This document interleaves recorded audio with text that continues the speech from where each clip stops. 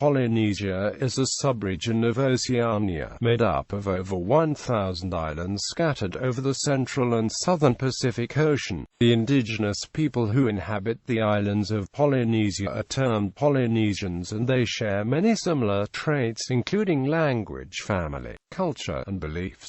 Historically, they were experienced sailors and used stars to navigate during the night. The term Polynesia was first used in 1756 by French writer Charles de Brosses, and originally applied to all the islands of the Pacific. In 1831, Jules Dumont d'Urville proposed a restriction on its use during a lecture to the Geographical Society of Paris. Historically, these islands have also been referred to as the South Sea Islands. Geography. Geology. Polynesia is characterized by a small amount of land spread over a very large portion of the mid and southern Pacific Ocean. Most Polynesian islands and archipelagos, including the Hawaiian Islands and Samoa, are composed of volcanic islands built by hotspots. New Zealand, Norfolk Island, and Uva, the Polynesian outlier near New Caledonia, are the unsubmerged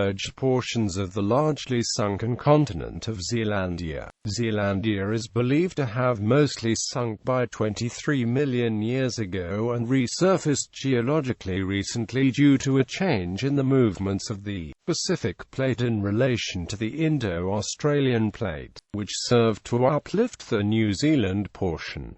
At first, the Pacific Plate was subducted under the Australian Plate. The alpine fault that traverses the South Island is currently a transform fault, while the convergent plate boundary from the North Island northwards is a subduction zone called the Kermadec-Tonga subduction zone. The volcanism associated with this subduction zone is the origin of the Kermadec and Tongan Island archipelagos. Out of about 300,000 to 310,000 square kilometers of land, over 270,000 square kilometers are within New Zealand. The Hawaiian archipelago comprises about half the remainder. The Zealandia continent has approximately 3,600,000 square kilometers of continental shelf. The oldest rocks in the region are found in New Zealand and are believed to be about 510 million years old. The oldest Polynesian rocks outside of Zealandia are to be found in the Hawaiian Emperor Seamount chain, and are 80 million years old. Geographic area. Polynesia is generally defined as the islands within the Polynesian Triangle, although there are some islands that are inhabited by Polynesian people situated outside the Polynesian Triangle. Geographically, the Polynesian Triangle is drawn by connecting the points of Hawaii, New Zealand and Easter Island. The other main island groups located within the Polynesian Triangle are Samoa, Tonga, the Cook Islands, Tuvalu, Tokelau, Niue, Wallis and Futuna, and French Polynesia. There are also small Polynesian settlements in Papua New Guinea, the Solomon Islands, the Caroline Islands, and in Vanuatu. An island group with strong Polynesian cultural traits outside of this Great Triangle is Rotuma, situated north of Fiji. The people of Rotuma have many common Polynesian traits but speak a non-Polynesian language. Some of the Lau Islands to the southeast of Fiji have strong historic and cultural links with Tonga. However, in essence, Polynesia is a cultural term referring to one of the three parts of Oceania. Island groups. The following are the islands and island groups, either nations or overseas territories of former colonial powers, that are of native Polynesian culture where archaeological evidence indicates Polynesian settlement in the past. Some islands of Polynesian origin are outside the general triangle that geographically defines the region. Main Polynesia, the Phoenix Islands and Line Islands, most of which are part of Kiribati, are geographically Polynesian islands, but they had no permanent settlement until European colonization.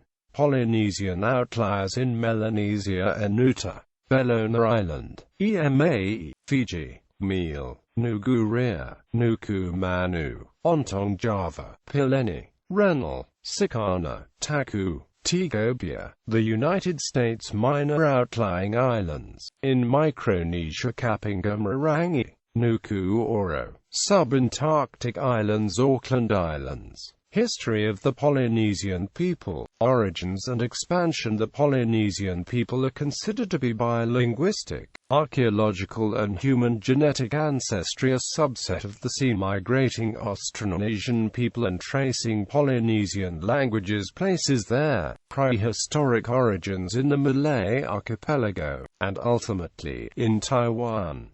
Between about 3000 and 1000 BC, speakers of Austronesian languages began spreading from Taiwan into island Southeast Asia. There are three theories regarding the spread of humans across the Pacific to Polynesia. These are outlined well by Kaiser et al., and are as follows: express train model, a recent expansion out of Taiwan, via the Philippines and eastern Indonesia and from the northwest of New Guinea, onto island Melanesia by roughly 1400 BC, reaching western Polynesian islands right about 900 BC. This theory is supported by the majority of current genetic, linguistic, and archaeological data. Entangled bank model emphasizes the long history of Austronesian speakers' cultural and genetic interactions with indigenous island Southeast Asians and Melanesians, along the way to becoming the first Polynesians. Slowboat model, similar to the express train model but with a longer hiatus in Melanesia, along with admixture, both genetically, culturally and linguistically, with the local population. This is supported by the Y chromosome data of Kaiser et al., which shows that all three haplotypes of Polynesian Y chromosomes can be traced back to Melanesia. In the archaeological record there are well-defined traces of this expansion which allow the path it took to be followed and dated with some certainty. It is thought that by roughly 1400 BC, Lapita peoples, surnamed after the pottery tradition, appeared in the Bismarck archipelago of northwest Melanesia. This culture is seen as having adapted and evolved through time and space since its emergence out of Taiwan. They had given up rice production, for instance, after encountering and adapting to breadfruit in the Bird's Head area of New Guinea. In the end, the most eastern site for Lapita archaeological remains recovered so far is at Mulifenua on Upolu. The Mulifenua site, where 4,288 pottery shards have been found and studied, has a true age of c. 1000 BC based on C14 dating. A 2010 study places the beginning of the human archaeological sequences of Polynesia in Tonga at 900 BC, within a mere 3 or 4 centuries between about 1300 and 900 BC. The Lapita archaeological culture spread 6,000 kilometers further to the east from the Bismarck archipelago until it reached as far as Fiji, Tonga, and Samoa, which were first populated around 3,000 years ago as mentioned previously. A cultural divide began to develop between Fiji to the west, and a distinctive Polynesian language and culture emerging on Tonga and Samoa to the east, where there was once faint evidence of uniquely shared developments in Fijian and Polynesian speech. Most of this is now called borrowing, and is thought to have occurred in those and later years more than as a result of continuing unity of their earliest dialects on those far-flung lands. Contacts were mediated especially through the eastern Lau Islands of Fiji, and this is where most Fijian Polynesian linguistic interaction occurred. Tiny populations seem to have been involved at first. Culture. The Polynesians were matrilineal and matrilocal societies upon arrival to Fiji, Tonga and Samoa, after having been through at least some time in the Bismarck archipelago. The modern Polynesians still show the human genetic results of a Melanesian culture which allowed indigenous men, but not women, to marry, in useful evidence for matrilocality. Although matrilocality and matrilineality receded at some early time, Polynesians, and most other Austronesian speakers in the Pacific Islands, are still highly matricentric in the traditional jurisprudence. The Lapita pottery, for which the general archaeological complex of the earliest Oceanic Austronesian speakers in the Pacific Islands are named, also went away in Western Polynesia, and language, social life and material culture were very distinctly Polynesian by the time Eastern Polynesia began to be settled after a pause of 1,000 years, or perhaps well more in Western Polynesia. The dating of the settlement of Eastern Polynesia, including Hawaii, Easter Island, and New Zealand, is not agreed upon in every instance. Most recently, a 2010 study using meta-analysis of the most reliable radiocarbon dates available suggested that the colonization of Eastern Polynesia proceeded in two short episodes, in the Society Islands from 1025 to 1120 AD and further afield from 1190 to 1290 AD, with Easter Island being settled around 1200. Other archaeological models developed in recent decades, which are challenged by that recent set of radiocarbon dating interpretations, have pointed to dates of between 300 and 500 AD, or alternatively 800 AD from the settlement of Easter Island, and similarly, a date of 500 AD has been suggested for Hawaii. Linguistically, there is a very distinct East Polynesian subgroup with many shared innovations not seen in other Polynesian languages. The Marquesas dialects are perhaps the source of the oldest Hawaiian speech, which is overlaid by Tahitian variety speech, as Hawaiian oral histories would suggest. The earliest varieties of New Zealand Maori speech may have had multiple sources from around Central Eastern Polynesia, as Maori oral histories would suggest. Political history of Polynesia, Tonga, 16th century present. After a bloody civil war, political power in Tonga eventually fell under the Tuikanoku-Polu dynasty in the 16th century. In 1845, the ambitious young warrior, strategist, and orator Tauwha'ahau united Tonga into a more Western-style kingdom. He held the chiefly title of Tuikanoku-Polu, but had been baptized with the name Jauji in 1831. In 1875, with the help of the missionary Shirley Valdemar Baker, he declared Tonga a constitutional monarchy, formally adopted the Western royal style, emancipated the serfs, enshrined a code of law, land tenure and freedom of the press, and limited the power of the chiefs. Tonga became a British protected state under a Treaty of Friendship on 18 May 1900, when European settlers and rival Tongan chiefs tried to oust the second king. Within the British Empire, which posted no higher permanent representative on Tonga than a British consul, Tonga formed part of the British Western Pacific Territories from 1901 until 1952. Despite being under the Protectorate, Tonga retained its monarchy without interruption.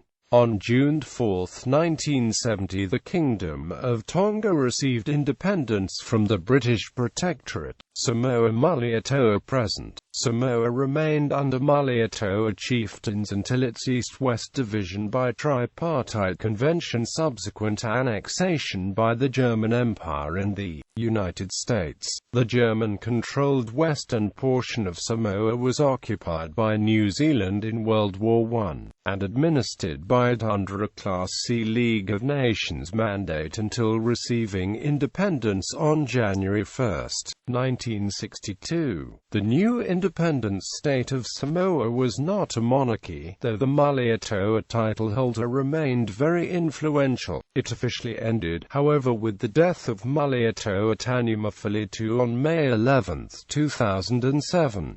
Tahiti, Hawaii, New Zealand, Maori. On October 28, 1835, members of the Napohe and surrounding iwi issued a Declaration of Independence as a confederation of tribes to resist potential French colonization efforts and to prevent the ships and cargo of Maori merchants from being seized at foreign ports. They received recognition from the British monarch in 1836, using the Treaty of Waitangi and right of discovery as a basis. The United Kingdom annexed New Zealand as a part of New South Wales in 1840. In response to the actions of the colonial government, Maori looked to form monarchy inclusive of all Maori tribes in order to reduce vulnerability to the British divide-and-conquer strategy. Potatau Te Wero Pharaoh, high priest and chief of the Ngāti Mahuta tribe of the Waikato iwi, was crowned as the Maori king in 1858. The king's territory consisted primarily of the lands in the center of the North Island, and the iwi constituted from the most powerful non-signatories of the Treaty of Waitangi, with Te Wero Pharaoh also never having signed it. All tribes were incorporated into rule under the colonial government by the late 19th century, although Maori were given the privilege of being legally enfranchised subjects of the British Empire under the treaty. Maori culture and language were actively suppressed by the colonial government and by economic and social pressures from the Pakeha society until efforts were made to preserve indigenous culture starting in the late 1950s and culminating in the Waitangi Tribunal's interpretation of language and culture being included in the treasures set to be preserved under the Treaty of Waitangi, moving from a low point of 15,000 speakers in the 1970s. There are now over 157,000 people who have some proficiency in the standard Maori language according to the 2006 census in New Zealand, due in large part to government recognition and promotion of the language. Maori are very much integrated into New Zealand society, and many are of mixed Maori and European, Asian, or Pacific Islander heritage. The New Zealand Defence Forces are over half Maori, and the New Zealand Special Forces are two-thirds Maori. Jerry Matepere, the former chief of the armed forces, now serves as Governor-General of New Zealand. However, despite major achievements towards equality, Maori are still underrepresented in many fields. Fiji, the Lau Islands were subject to periods of Tongan rulership and then Fijian control until their eventual conquest by Seru Eponisa Kahuroa, the Kingdom of Fiji, by 1871. In around 1855, a Tongan prince, Enela Maafu, proclaimed the Lau Islands as his kingdom, and took the title Tui Lau. Fiji itself had been ruled by numerous divided chieftains until Kahuroa unified the land mass. The Lapita culture, the ancestors of the Polynesians, existed in Fiji from 3500 BCE until they were displaced by the Melanesians about 1,000 years later. In 1873, Kahuroa ceded a Fiji heavily indebted to foreign creditors to the United Kingdom. It became independent on 10 October 1970 and a republic on 28 September 1987. Cook Islands, Tuvalu, the Reef Islands and atolls of Tuvalu are identified as being part of West Polynesia. During pre-European contact times, there was frequent canoe voyaging between the islands as Polynesian navigation skills are recognized to have allowed deliberate journeys on double-hull sailing canoes or outrigger canoes. 8 of the 9 islands of Tuvalu were inhabited, thus the name Tuvalu means 8 standing together in Tuvaluan. The pattern of settlement that is believed to have occurred is that the Polynesians spread out from the Samoa and Tonga into the Tuvaluan atolls, with Tuvalu providing a stepping stone to migration into the Polynesian atoll communities in Melanesia and Micronesia. The stories as to the ancestors of the Tuvaluans vary from island to island. On Niatau, Funafuti Vaitupu, the founding ancestor, is described as being from Samoa, whereas on Nanumea the founding ancestor is described as being from Tonga. The extent of influence of the Tuai Tonga line of Tongan kings, which originated in the 10th century, is understood to have extended to some of the islands of Tuvalu in the 11th to mid-13th century. The oral history of Niatau recalls that in the 15th century Tongan warriors were defeated in a battle on the reef of Niatau. Tongan warriors also invaded Niatau later in the 15th century and again were repelled. A third and fourth Tongan invasion of Niatau occurred in the late 16th century, again with the Tongans being defeated. Fishing was the primary source of protein, with the cuisine of Tuvalu reflecting the food that could be grown on low-lying atolls. Navigation between the islands of Tuvalu was carried out using outrigger canoes. The population levels of the low-lying islands of Tuvalu had to be managed because of the effects of periodic droughts and the risk of severe famine. If the gardens were poisoned by the salt from the storm surge of a tropical cyclone. Polynesian links to the Americas. The sweet potato, called kumara in Maori and kumar in Quechua, is native to the Americas and was widespread in Polynesia when Europeans first reached the Pacific. Remains of the plant in the Cook Islands have been radiocarbon dated to 1000, and current thinking is that it was brought to central Polynesia c. 700 and spread across Polynesia from there, possibly by Polynesians who had traveled to South America and back. Thor Heyerdahl proposed in the mid-20th century that the Polynesians had migrated from the northwest coast of Canada by large whale hunting dugouts, and from South America on balsa logboats. Many anthropologists have criticized Heyerdahl's theory, including Wade Davis in his book The Wayfinders. Davis says that Heyerdahl ignored the overwhelming body of linguistic, ethnographic, and ethnobotanical evidence, augmented today by genetic and archaeological data, indicating that he was patently wrong. Another essential Pacific food plant which gives ethnobotanists something to argue about is the origin of the coconut.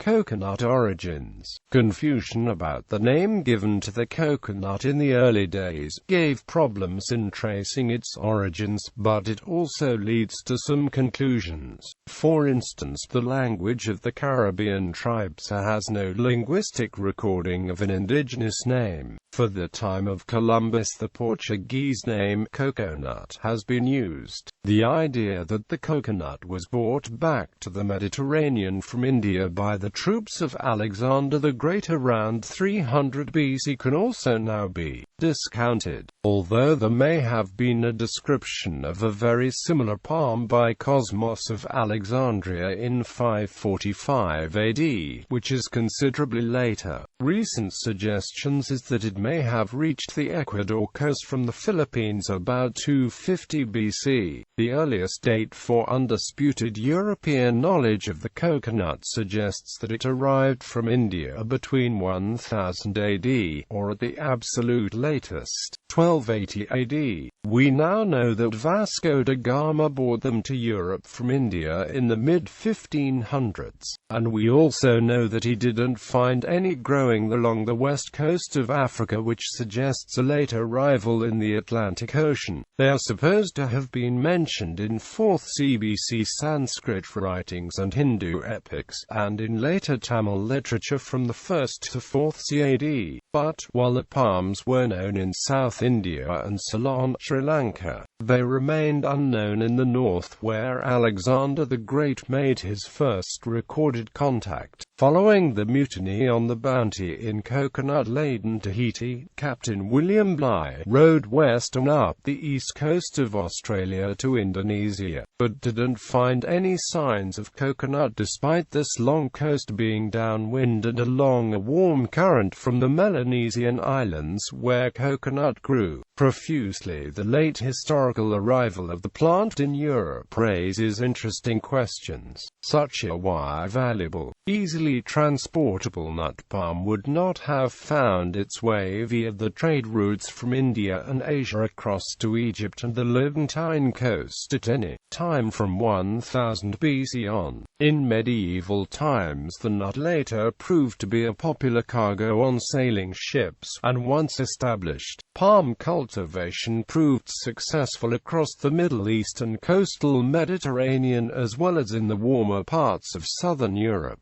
The habitat of the obviously natural germinated palms, however, appears to be entirely confined to the coastal regions of the global tropical band, so coconut's origin is still in dispute despite the botanical weight focusing on India. Famous botanist Orator F. Cook, Jr. hypothesized that they originated in the Americas, and it is now well established that, predating European contact, the Pacific type of nut was widely distributed on the northwest coast South America, while not on the eastern Atlantic side. Early fossils of the ancestral coconut are in Australia and India, and closely related forms have been found in Australia, the Americas and New Zealand. Theories that the nut originated on coral atolls, and that they evolved the thick fibrous husk to help them to survive and disperse by the sea, are only partly accepted. Some experts maintain that the nut could not have been distributed across the Pacific in prehistoric times without human intervention. The gaps between island groups are too wide. This is still an arguable point, since human selection has probably modified the shape, size and thickness of the shell during domestication. However, such domestication must have happened in a restricted region, since essentially the same two palm species is now distributed around the world with little of the radical change that you'd expect if there were many isolated pockets of development.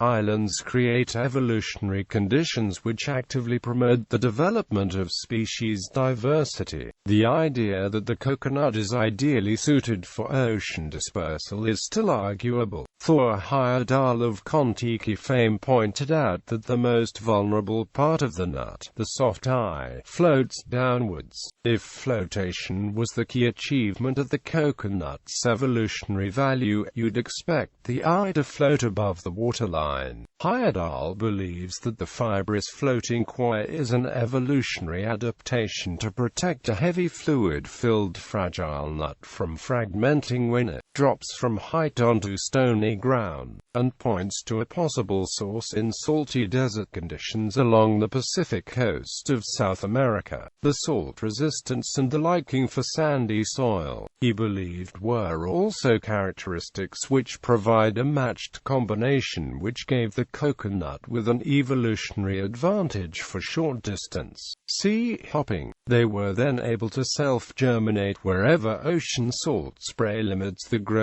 of competitive trees on coastal strips and around the edge of islands. He suggested that they evolved in the stony deserts of South America and were then domesticated and cried out into the Pacific by voyages from the coast of Peru. He pointed out that all the nuts stored below waterline on the Kon-Tiki balsa wood raft were non-germinating by the time the raft reached Polynesia, while those above the line were able to germinate. Others have claimed that the coconut can drift for 110 days over 4,800 kilometers and still germinate, and they point out that the coconut seems to require high humidity. It is actively sun-seeking in the direction the palm grows, and neither of these developments are a desert plant feature. Of course, the ability to store large amounts of water is not something you'd expect of coastal fringe evolution either. There are now two distinct subtypes mass of the domestic coconut, which, given the flow of ocean currents, manages to support both the India-New Guinea source theory, as well as the northwestern South America region as possible dispersal points. The most popular scientific view is that they were man-carried into the Pacific Islands after domestication in a region near India, Indonesia and the Philippines. DNA analysis suggests two separate locations for first cultivation, in both the Pacific and the Indian Ocean basin, which seems to indicate scientists not able to make up their mind